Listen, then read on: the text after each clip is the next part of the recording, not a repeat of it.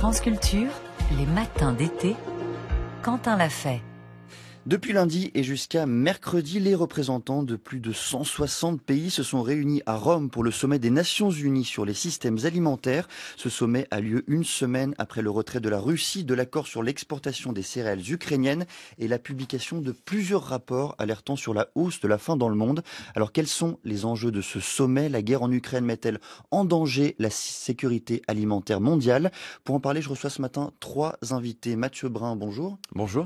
Vous êtes directeur scientifique de la Fondation pour l'agriculture et la ruralité dans le monde, chercheur associé à Sciences Po Bordeaux. À vos côtés, Pauline Verrière, bonjour. Bonjour. Vous êtes responsable plaidoyer des systèmes alimentaires et crise climatique chez Action contre la faim et à distance, Sébastien Abyss, bonjour. Bonjour. Vous êtes directeur du club Déméter, chercheur associé à l'IRIS, l'Institut de relations internationales et stratégiques, et l'auteur d'un excellent Géopolitique du blé. C'est paru chez Armand Collin en 2015. Alors pour commencer, quelques chiffres. On estime aujourd'hui qu'entre 691 millions et 783 millions de personnes dans le monde ont souffert de la faim en 2022. La situation s'empire contrairement à ce qu'on pouvait imaginer encore il y a quelques années. Mathieu Brun, pourquoi la situation s'empire-t-elle en matière de sécurité alimentaire mondiale? On est dans une trajectoire où, après des efforts importants de baisse du nombre de personnes qui souffraient de la faim, on a au contraire maintenant une remontée de ces chiffres très inquiétants qui vont nous amener dans quelques années à être au même niveau qu'en 2015, au moment où les États se sont dit tiens, on va réussir d'ici 2030 à éliminer la faim. Alors il y a plusieurs facteurs qui ont accéléré cette hausse du nombre de personnes qui souffrent de la faim. D'abord, c'est les impacts économiques de la crise du Covid-19. Il y a eu la crise, il y a eu la fermeture de frontières, il y a eu des déplacements interdits, des enfants qui n'allaient plus à l'école, qui n'avaient plus accès à l'alimentation. Et puis il y a eu une reprise économique très importante avec des hausses de prix depuis les matières premières agricoles jusqu'à l'énergie, les bois, l'aluminium, etc., qui a augmenté les prix alimentaires. Donc c'est vraiment cette question de l'inflation économique. Il ne faut pas oublier que en matière de sécurité alimentaire, le premier défi, c'est celui de l'économie, c'est-à-dire avoir assez d'argent pour chaque jour s'acheter à manger pour que ces 800 millions de personnes puissent au quotidien trouver une alimentation de qualité. Donc le choc du Covid est un premier choc, le choc économique et inflationniste. Ensuite, vous avez un autre élément qui me semble absolument fondamental, c'est celui des crises et des conflits. On parle de ce qui se passe en Ukraine, mais regardons aussi au niveau local les guerres civiles, le Soudan, le Yémen, l'Éthiopie et tout ce qui peut malheureusement égrener le monde de conflits et de tensions au niveau local entre les individus, puis au niveau international aussi. Et donc ces crises sont vraiment, je pense, l'un des premiers obstacles à l'atteinte de la sécurité alimentaire. Pour produire, pour échanger, pour commercer, pour acheter de la nourriture, il faut le faire en paix. Et puis bien sûr, les chocs climatiques, on l'a vu au Pakistan l'année dernière, cette année en plus avec la sécheresse en Méditerranée et ailleurs sur la planète, les chocs climatiques sont aussi des facteurs aggravants de cette insécurité alimentaire qui effectivement touche 800 millions de personnes, mais c'est près d'une personne sur 3 dans le monde qui malheureusement, au cours de la journée, au cours de la semaine, vit des difficultés pour trouver de la nourriture. Pour bien comprendre, Mathieu Brun, quel est l'impact concret du changement climatique sur la sécurité alimentaire mondiale? Quel est le lien entre les grandes sécheresses qui touchent des régions du monde et l'impact sur les produits alimentaires? Bien un producteur, parce qu'il faut calquer la carte de la faim avec celle des producteurs agricoles. Ce sont les premiers qui sont exposés à l'insécurité alimentaire. C'est assez paradoxal d'imaginer ceux qui produisent la nourriture qui sont ceux qui en manquent. Quand vient la période de soudure, par exemple, c'est-à-dire la fin des stocks disponibles à l'échelle du foyer ou de la communauté, et qu'on attend les prochaines récoltes, et qu'il y a une sécheresse, et qu'il y a une invasion de criquets qui détruit les récoltes, bien là, quelle est l'alternative pour eux, sinon d'aller devoir chercher, acheter à l'extérieur, trouver de l'aide alimentaire, vendre du bétail, c'est un vrai problème aujourd'hui, la décapitalisation du bétail. Donc ces chocs climatiques ont des conséquences sur les niveaux de rendement, sur les niveaux de production, mais aussi sur la disponibilité des semences de qualité. Et puis bien entendu, n'oublions pas qu'une bonne partie de la nourriture est stockée. Et aujourd'hui, quand on stocke de la nourriture, il faut le faire dans des bonnes conditions.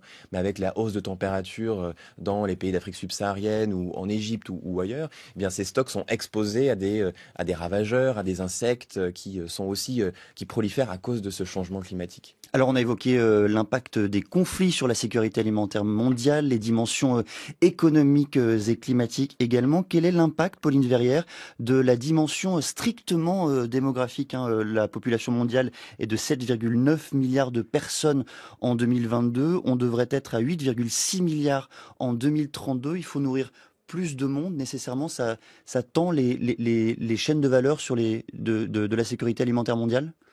Alors aujourd'hui, moi je pense que la population mondiale qui augmente, c'est un argument qu'on met beaucoup en avant. En fait, aujourd'hui, on produit suffisamment de nourriture pour nourrir la population. Ça, c'est important de le répéter. Si les gens n'ont pas accès à cette alimentation, c'est avant tout un problème de pauvreté. Donc, c'est pour le coup moins un argument, je pense qu'il faudrait mettre en valeur.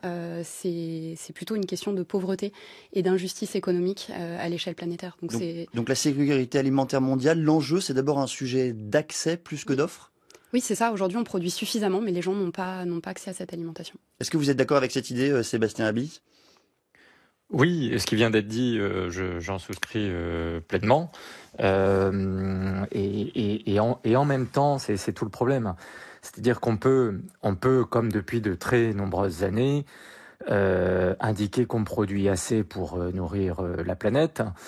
Après, les réalités sont têtues, c'est-à-dire qu'il y a cette injustice économique et sociale qui est absolument épouvantable et dramatique, qui ne se résorbe pas, qui a plutôt tendance à s'amplifier. On peut le regretter, on peut dire que un jour, dans un monde parfait, tout ça sera complètement corrigé.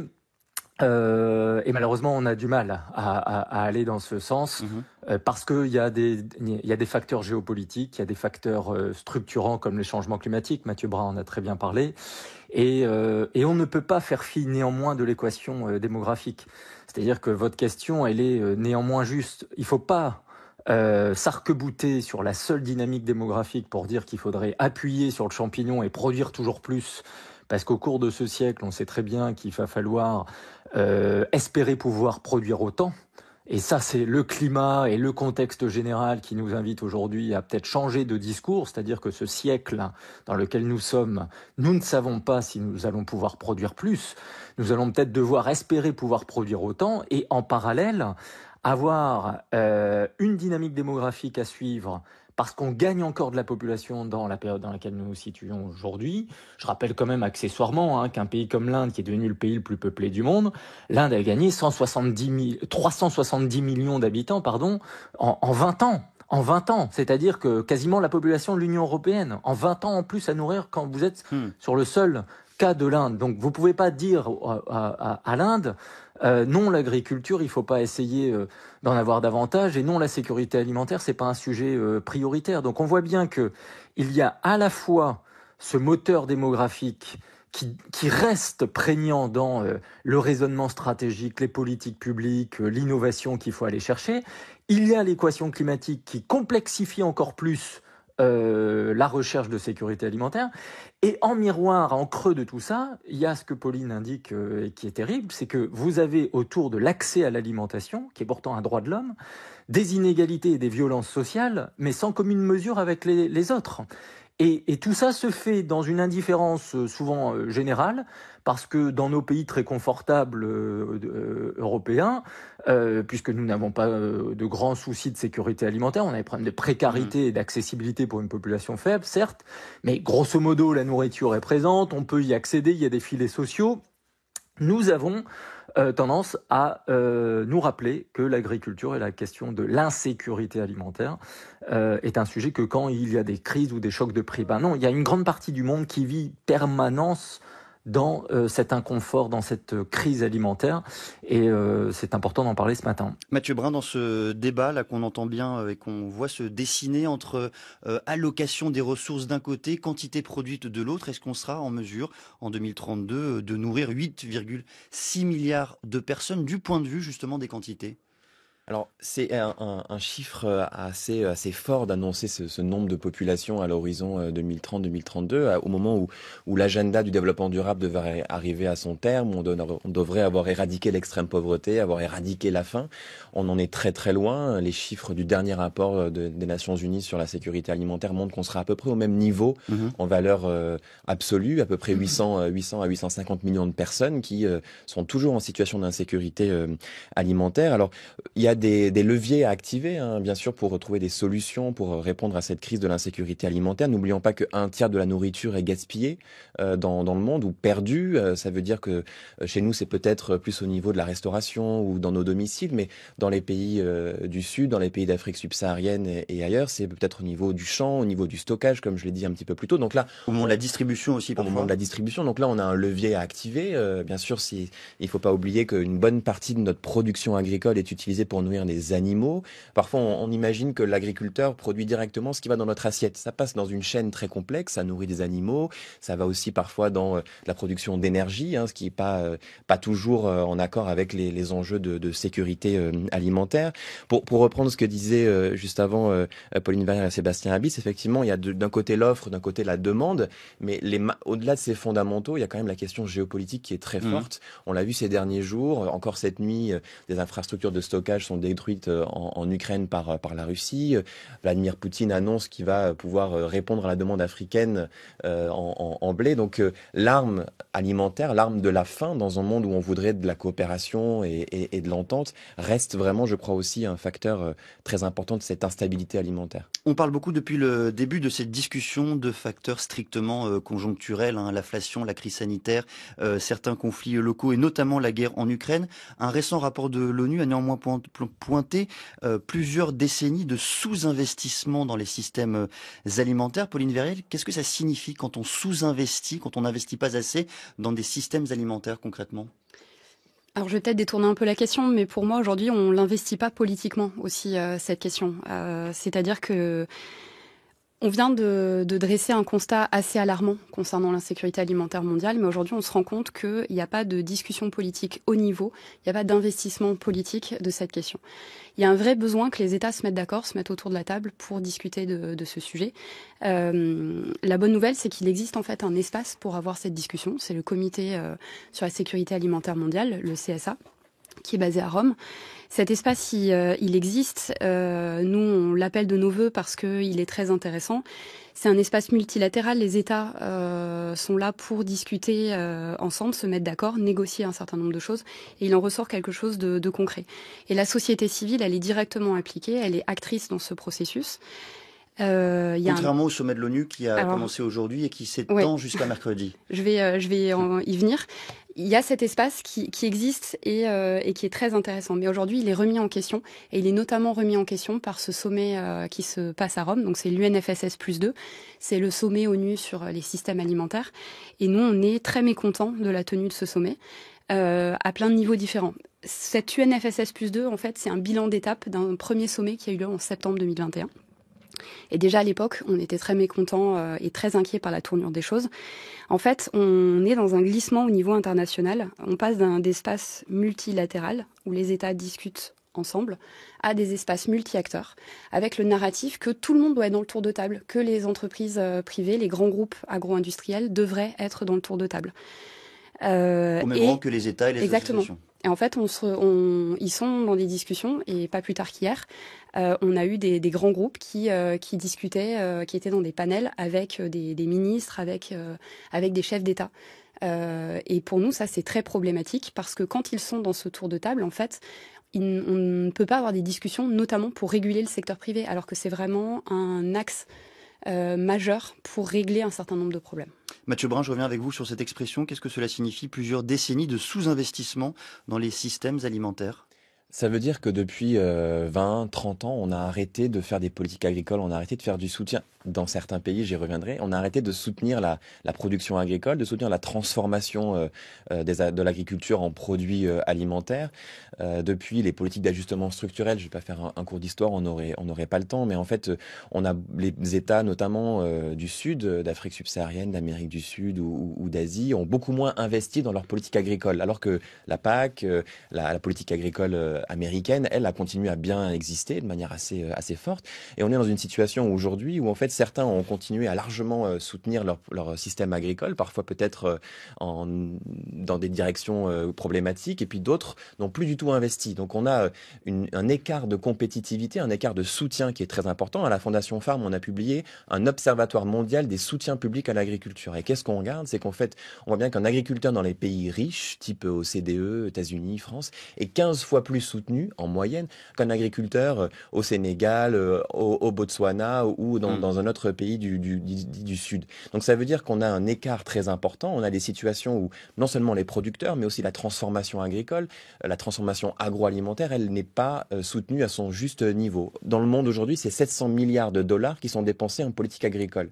Antonio Guterres, Alvaro Lario, donc le secrétaire général des Nations Unies ou le président du FIDA ont appelé à ce qu'on ait un investissement de 300 à 400 milliards de dollars en plus pour les pays en développement dans ces systèmes alimentaires. Donc il y a un vrai effort financier à faire.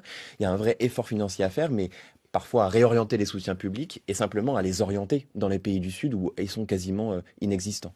L'actualité, bien sûr, c'est l'accord sur l'exportation des céréales ukrainiennes qui a pris fin du fait de la Russie le lundi 17 juillet. Est-ce qu'au fond, Sébastien Abyss, comment est-ce qu'on peut comprendre l'impact de la fin de cet accord sur la sécurité alimentaire mondiale? Quels sont les pays qui sont particulièrement mis en danger par la fin de cet accord?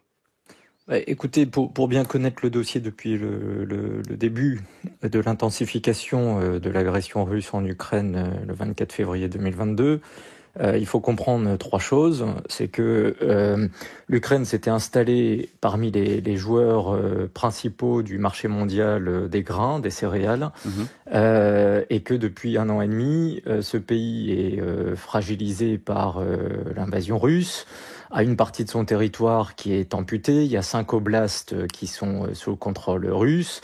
Vous avez la guerre, vous avez des bombes, vous avez des champs minés, vous avez des agriculteurs extrêmement paupérisés, empêchés de travailler, qui malgré tout essayent de produire. Bref, une Ukraine extrêmement affaiblie d'un point de vue agricole.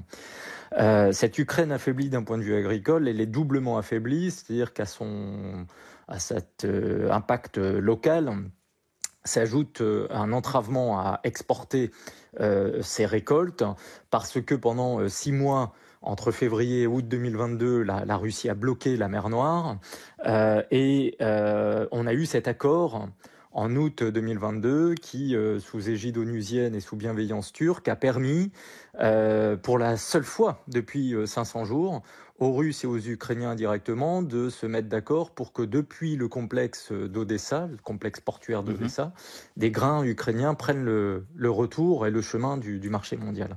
Ce marché mondial, en fait, était préoccupé puisque cet acteur ukrainien n'a pas été remplacé. Pour prendre une image très simple, on a une dizaine de joueurs sur la scène internationale sur les grains.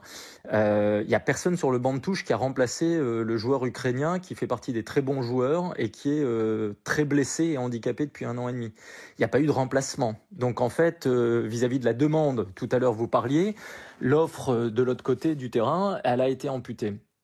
Et donc on a eu des tensions qui se sont accumulées aux autres tensions que Mathieu a évoquées précédemment, Covid, pandémie, problématiques climatiques, etc. Et en fait ce corridor depuis 1 an avance cas un cas avec une reconduction selon le bon vouloir du Kremlin tous les 120 jours et avec des volumes qui n'ont pas été négligeables puisque 33 millions de tonnes ont été sorties entre août 2022 et juillet 2023 depuis Odessa et de l'Ukraine. En parallèle, je signale quand même que grâce à l'Europe, grâce à l'initiative Farm qui a été portée par la France, des voies de solidarité se sont développées pour aider l'Ukraine à sortir aussi des productions par la voie terrestre, ferroviaire, camions, et 20 millions de tonnes sont sorties par ces voies européennes de solidarité. Ça représente à peu près du coup 40% du volume total que l'Ukraine a pu exporter depuis 1 an. Et cette voie européenne, elle est pérenne. Elle devrait se poursuivre. Là où la voie mer Noire, elle est entravée par le bon vouloir du Kremlin. Et le Kremlin, il y a une semaine, a refait monter la pression parce qu'il y a un intérêt pour la Russie à refaire monter la pression sur cet dispositif et bombarde en plus, et la Russie bombarde en plus Odessa et attaque même aujourd'hui, et ça c'est beaucoup plus inquiétant, attaque même au niveau d'Ismaïl et Reni, qui sont ces 2 ports qui sont branchés sur le Danube et qui permet à l'Ukraine d'aller chercher de la logistique en Roumanie et de partir par Constanța. Et Ismaïl et Reni, c'est vraiment le nouveau port qui est monté dans les exportations ukrainiennes ces derniers mois. Il y a eu des bombardements russes dans la nuit du 23 au 24 juillet sur cette zone toute proche de la Roumanie. Donc on voit bien une stratégie quand même très nette de la Russie de fragiliser l'Ukraine agricole, de fragiliser, de casser son appareil infrastructurel et d'ajouter de la sismicité sur le marché mondial alimentaire, tout en racontant au reste de la planète: comptez sur nous, Russie, on va vous nourrir si vous êtes gentil avec nous. Et la Russie, si donc, vous nous critiquez, on coupera le robinet. et la Russie, donc, qui utilise véritablement l'alimentation comme arme de guerre. Et Pauline Verrière, pour bien qu'on comprenne l'impact sur les pays les plus dépendants des importations de blé ukrainien, à quel point sont-ils en danger? On sait que les pays, notamment de l'Est de l'Afrique et du Maghreb, sont particulièrement dépendants de ces importations. En fait, pour nous, c'est assez compliqué pour Action contre la faim aujourd'hui de dire exactement quelle sera la conséquence de la fin de cet accord dans ces pays. Ce qu'on sait, c'est que ça s'ajoute à une multiplicité de facteurs de la faim, comme on l'a évoqué. Et surtout, en fait, ça montre aujourd'hui qu'il n'y a pas de résilience des systèmes alimentaires. En fait, quand on a une forte dépendante comme ça, des importations, que ce soit d'intrants chimiques ou de produits alimentaires, ça montre que les États doivent développer leur souveraineté alimentaire, et ça, c'est quelque chose de très important. Tout à l'heure, on parlait d'investissement dans l'agriculture. Ce qui est aussi important de dire, je pense, c'est quel modèle agricole on veut soutenir. Et nous, chez Action contre la faim, ce qu'on souhaite pousser, c'est l'agroécologie dans ces systèmes alimentaires, qui permettrait aussi d'avoir plus de résilience et vraiment développer la souveraineté des États. Eh bien, on va y revenir justement dans une deuxième partie d'émission et poursuivre avec vous trois cette discussion sur la sécurité alimentaire mondiale. Merci à tous les trois, Mathieu Brun, Pauline Verrière, Sébastien Habis. On vous retrouve à 8h20. Vous écoutez France Culture.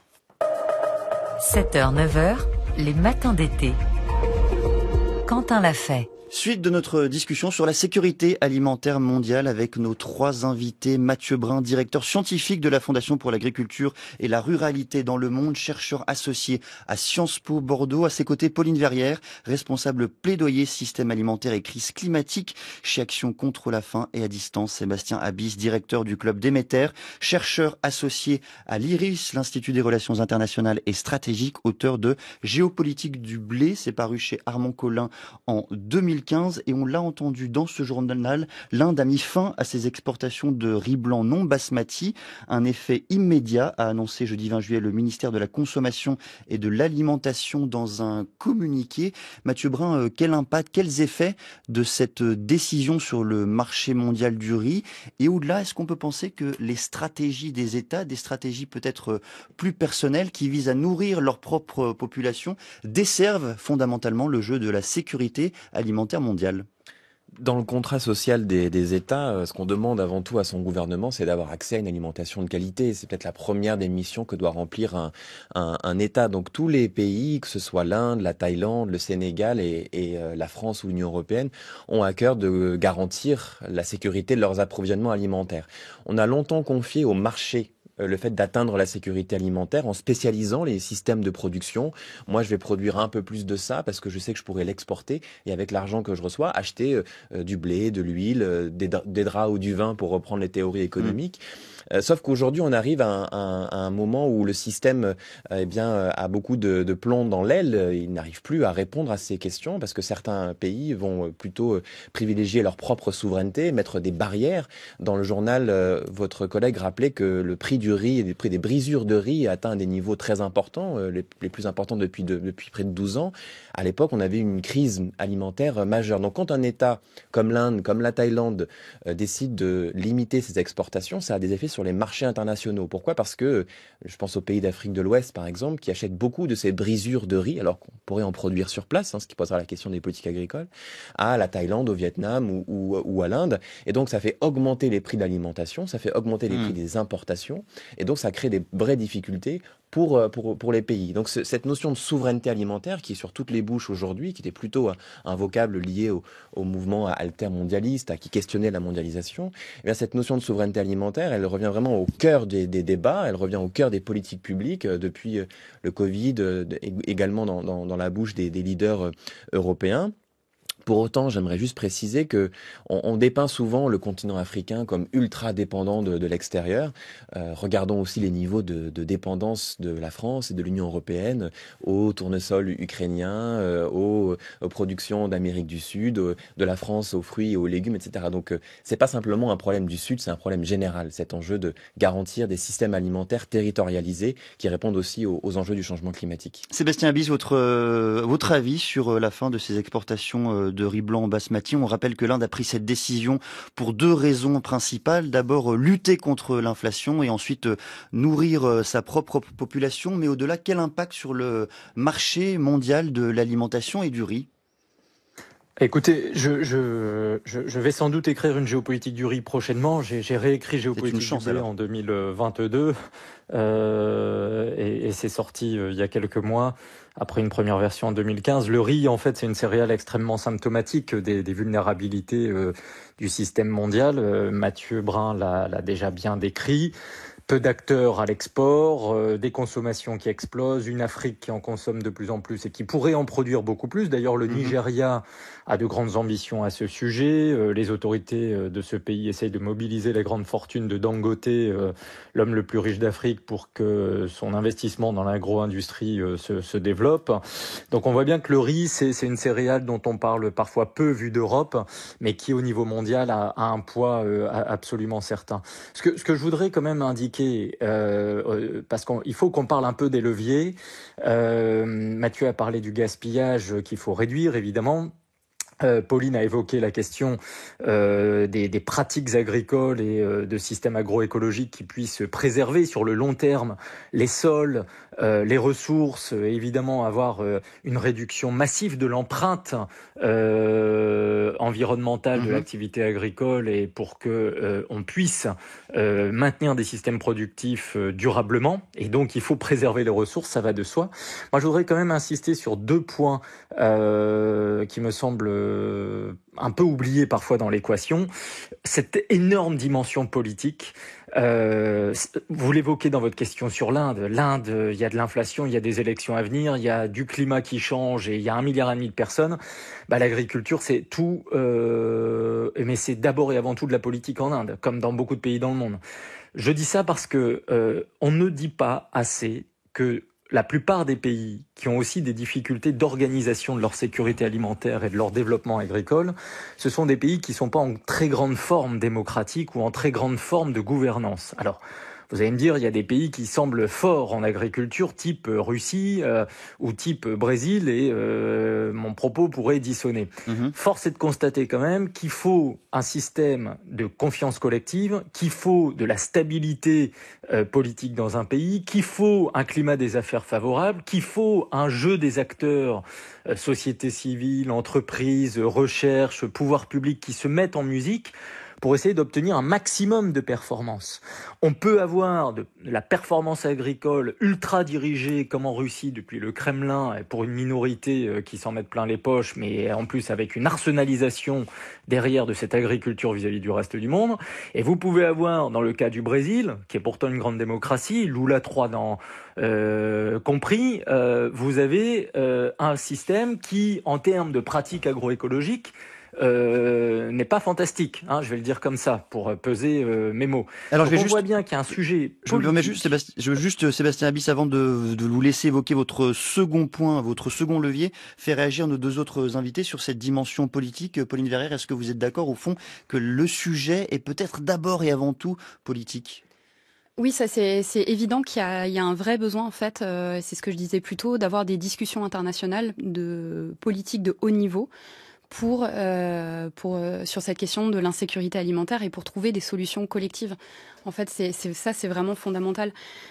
Vous parliez là de ces conséquences, en fait, de la réaction de certains États.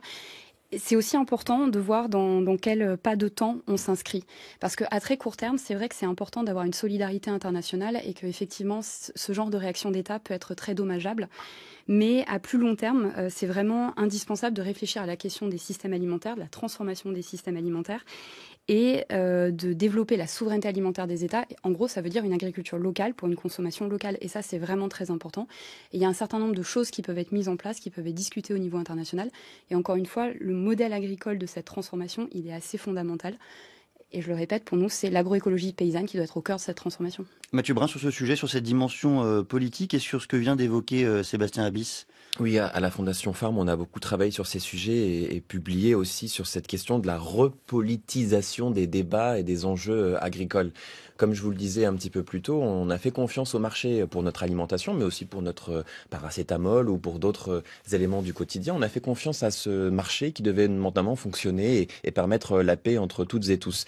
Mais on voit bien que ces règles du commerce, les pratiques de certains États contreviennent à cette souveraineté. Et donc ce discours autour de la souveraineté, c'est aussi une remise en question, une remise en cause du fonctionnement des marchés. Après, il faudra voir par quoi est-ce que cela va se traduire. Pour autant, ça ne veut pas dire qu'il faut se fermer, qu'il faut se transformer en politique isolationniste, parce que notre sécurité alimentaire, notre sécurité sanitaire, elle est liée aussi aux uns et aux autres. Mais il faut coopérer, il faut pouvoir trouver des mécanismes de solidarité aussi autour de l'interdépendance. Parce que si on se ferme, ça veut dire que certains États qui n'ont pas la capacité de produire plus, je prends souvent le cas de l'Égypte, un grain sur deux de blé vient de l'extérieur, c'est un pays immense sur un tout petit territoire qui ne peut pas produire plus pour sa sécurité alimentaire. Donc attention à pas tomber non plus dans des extrêmes de fermeture des frontières, de construction de murs. Il faut pouvoir continuer à coopérer. Mais j'insiste sur cette notion de fonctionnement du commerce. Pauline tout à l'heure parlait des instances multilatérales. La question du commerce a très peu été adressée dans ces instances qui ont vraiment mis au cœur les multi-acteurs, la société civile, secteur privé et État. Souvent, on n'arrive pas à faire avancer cette question du commerce. Pourtant, certains États en ont besoin d'essayer de construire des nouvelles normes et des règles. Je prends le cas du Sénégal, on a publié un papier sur ce sujet qui a mis des restrictions à l'exportation et l'importation pour protéger son industrie naissante du poulet, le fameux poulet bicyclette, peut-être certains vont voir de quoi je parle. Eh bien, en protégeant leur marché, ils ont permis la création d'une filière, la structuration de producteurs, un marché qui a permis de rémunérer des producteurs et donc parfois aussi de lutter contre cette précarité économique. Sébastien Habis, vous souhaitiez évoquer un second levier d'action. Oui, je vais faire bref. Deuxième levier sur lequel des investissements doivent se développer fortement, à la fois pour réduire les pertes et gaspillages, mais en même temps garantir de la sécurité sanitaire au plus grand nombre, préserver la qualité nutritionnelle des produits, favoriser ce commerce de proximité ou sur longue distance, la logistique. C'est-à-dire que la logistique, c'est le squelette de la sécurité alimentaire mondiale. Cette logistique, c'est dans beaucoup de pays l'absence de bon stockage, ça a été un peu évoqué, mais la chaîne du froid. On aurait des leviers énormes d'amélioration de la sécurité alimentaire si la chaîne du froid existait dans de nombreux pays. Cette chaîne du froid, en plus, elle pose une question énergétique, donc ça veut dire qu'il faut inventer le froid du futur par des énergies renouvelables. A priori, l'énergie solaire peut être une très bonne candidate pour faire cette chaîne du froid du futur qui soit à la fois performante sur le plan de vue agricole et alimentaire et en même temps efficiente et soutenable d'un point de vue énergétique et environnemental. Mais ça, voilà, ce sont des choses très concrètes, pas forcément très attractives comme ça quand on parle de la chaîne du froid, la logistique, mais j'insiste, la bonne mobilité des productions agricoles et alimentaires. Et comme ça a été dit, Pauline insiste sur les marchés locaux, Mathieu a rappelé l'importance aussi du commerce parce qu'il y a des équilibres à trouver, que ce soit sur petite distance ou sur très longue distance, c'est la logistique qui va faire la différence. Et on a tendance, me semble-t-il, parfois à parler de modèles comme s'il y en aurait. Moi, je crois qu'il n'y a aucun modèle en fait agricole et alimentaire sur la planète. Et on aurait tendance à dire il y a le climat, les conflits. Évidemment, tout ça compte. Évidemment, tout ça est extrêmement prégnant. Sauf que, encore une fois, mauvaise gouvernance, manque de confiance, problèmes politiques, plus déficience logistique et infrastructures déréglées ou qui déraillent régulièrement, si vous voulez, vous avez déjà une sécurité alimentaire qui est particulièrement affaiblie et rendue peu possible. Donc parfois, voilà, il faut rappeler aussi quelques évidences, parce que sur le temps long, ce qui fait la différence pour la sécurité alimentaire, j'insiste, c'est un contexte de gouvernance favorable et de la logistique qui répondent sur la durée à ces exigences de produits alimentaires qu'on consomme tout de même, et donc on a un rapport santé qu'il ne faut pas perdre de vue. La chaîne du froid, énergie solaire, je prends cet exemple dans ce que vous venez de dire, Sébastien Haby. Ce qui frappe quand on lit le dernier rapport de l'Organisation des Nations Unies sur l'alimentation et la nutrition, c'est cette confiance dans les investissements et dans la technologie. Je le cite, ce rapport, il convient d'accroître les investissements publics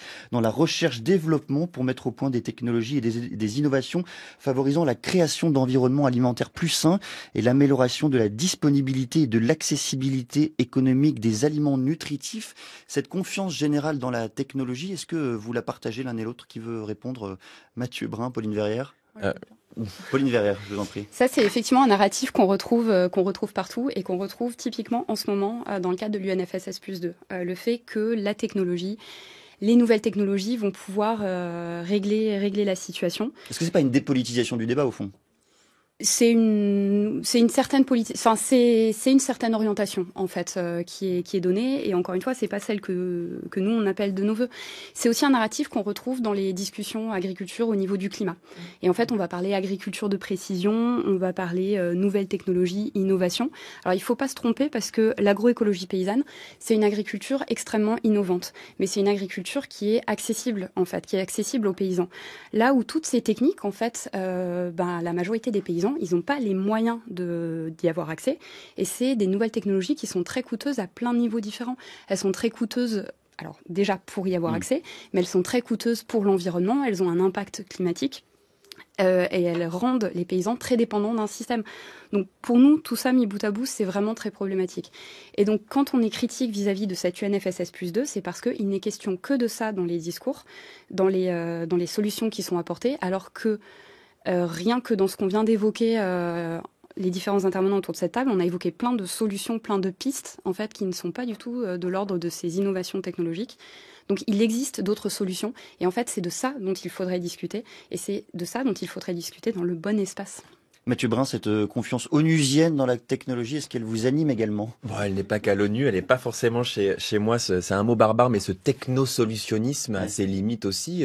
Le secrétaire général des Nations Unies a commandé des rapports par pays pour préparer ce sommet. Et qu'est-ce qu'on voit, c'est que l'accès à la connaissance, l'accès aux solutions, aux innovations, en fait, est surtout capté par les pays du Nord, qui sont déjà dans les trajectoires où ils ont beaucoup investi dans des systèmes de recherche et d'innovation, et dans les pays du Sud, en Afrique subsaharienne ou ailleurs sur la planète. Par contre, on ne soutient pas l'accès à la connaissance, on ne soutient pas les instituts de recherche, on ne cherche pas des solutions locales à développer les semences locales de telle ou telle production pour aller vers de l'agroécologie qui est très intensive en connaissances, en savoir et en pratique. Et ça, on l'a vu il y a quelques mois de cela, au moment de la guerre en Ukraine et de l'accélération des prix des intrants, notamment qu'on utilise en agriculture. Beaucoup de producteurs, les intrants, c'est notamment les engrais. Les engrais, bien sûr, qu'on utilise au quotidien pour nourrir les plantes. Et l'agroécologie essaie de trouver des solutions dans la nature pour nourrir et pour protéger les plantes. Et bien, les agriculteurs en Afrique subsaharienne, on a fait une étude avec l'AFDI sur ce sujet, ont trouvé des solutions alternatives. Mais ça demande de l'innovation, ça demande du soutien public et ça demande, je crois, vraiment un système de vulgarisation agricole qu'on n'a plus du tout dans ces pays-là. Donc, technosolutionnisme, pas vraiment, mais en tout cas, ce qui compte plutôt, c'est de savoir derrière cette connaissance, derrière ces outils innovants, où se trouve-t-il et qui en a accès. Et aujourd'hui, les pays du Sud, qui sont les plus exposés à l'insécurité alimentaire, n'ont pas accès à cette connaissance. Comme je ne voulais pas terminer cette discussion sur une note optimiste, je voudrais vous faire commenter cette étude publiée le 4 juillet dans Nature Communications par des chercheurs basés aux États-Unis et en Allemagne, qui alertent, je cite, sur la sous-estimation des risques de mauvaises récoltes dans plusieurs greniers à blé du monde, en raison du changement climatique. Sébastien Haby, c'est une crainte que vous partagez. Est-ce qu'on sous-estime effectivement l'impact du changement climatique sur les récoltes de blé? Oui, sur la récolte du blé ou toutes les récoltes agricoles, je l'ai dit, ce siècle nous met non pas devant une échéance probable de capacité supplémentaire de production agricole, mais à l'inverse, de recherche collective si possible, pour produire autant qu'aujourd'hui et répondre aux besoins. Et donc cette étude complète toute une série de travaux qui, ces dernières années, ne cessent d'attirer l'attention sur ces combinaisons nerveuses entre secousses climatiques, secousses géopolitiques. Et avec Mathieu Brun, on a pas mal publié ensemble. C'est des sujets qu'on a souvent évoqués. Et il ne faut pas toujours attendre que la littérature anglo-saxonne mette sous la table des travaux. Il y a aussi de très bons travaux dans la recherche française et dans les universités françaises. Les ONG aussi se mobilisent beaucoup pour apporter de la connaissance. Et je crois qu'en fait, au niveau européen et français, il faut peut-être vraiment qu'on soit aussi capable d'avoir notre propre narratif agricole et autour de la sécurité alimentaire, parce qu'on est souvent bien inspiré. Après, il faut passer à échelle, il faut être opérant sur les résultats concrets sur le terrain en termes de développement, de coopération, d'économie, de science et d'innovation appropriée. Mais l'Europe et la France bougent beaucoup sur ces questions, ont fait des verdissements de leur politique agricole depuis 30 ans, ont un agenda climatique ambitieux et ont des performances agricoles et alimentaires qui restent importantes et qui peuvent apporter aussi des solutions au niveau mondial, tout comme des sujets mondiaux, des innovations mondiales vont apporter des solutions en Europe. On est dans de l'agriculture et de la connaissance circulaire. Il n'y a pas que l'économie qui doit être circulaire. Et donc, il y a beaucoup de choses où ce sont les agricultures du monde entier qui apprendront aux producteurs européens et français demain comment produire avec moins d'eau, peu de terre et un climat extrêmement complexe. Mathieu Brun, d'un mot. D'un mot, n'oublions pas que le changement climatique, c'est un accélérateur d'inégalités sociales, économiques. Et donc, dans le futur, on a vraiment besoin de la mobilisation de tous, aussi du secteur privé, pour répondre à ces enjeux. Un grand merci à tous les trois pour ces explications, ce décryptage sur ce sujet fondamental dont on se le disait pendant la pause de cette émission. On parle trop peu et notamment trop peu dans les médias. Merci à Mathieu Brun, vous êtes directeur scientifique de la Fondation pour l'agriculture et la ruralité dans le monde, chercheur associé à Sciences Po Bordeaux. Pauline Verrière, responsable plaidoyer système alimentaire et crise climatique chez Action contre la faim. Sébastien Abyss, directeur du club Déméter, chercheur associé à l'IRIS, l'Institut de relations internationales et stratégiques, auteur de Géopolitique du blé. C'est paru chez Armand Collin en 2015 et c'est en attendant, on l'a compris, Géopolitique du riz. Vous écoutez France Culture, il est 8h40.